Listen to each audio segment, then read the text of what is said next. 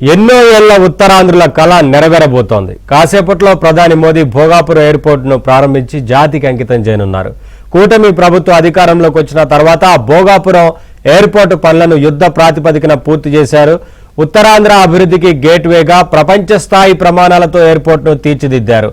ప్రభుత్వ ప్రైవేటు భాగస్వామ్యంతో 5,640 కోట్ల వ్యయంతో గ్రీన్ఫీల్డ్ విమానాశ్రయంగా అభివృద్ధి చేశారు.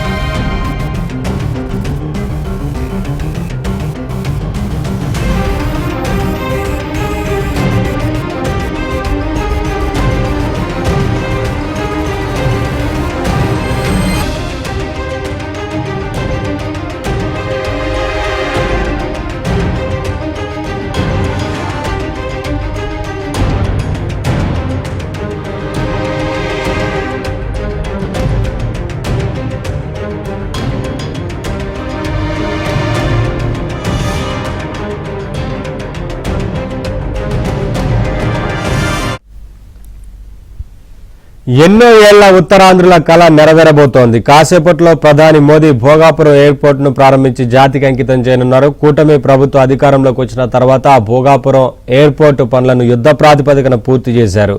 ఉత్తరాంధ్ర అభివృద్ధికి గేట్వేగా ప్రపంచ స్థాయి ప్రమాణాలతో ఎయిర్పోర్టును తీర్చిదిద్దారు.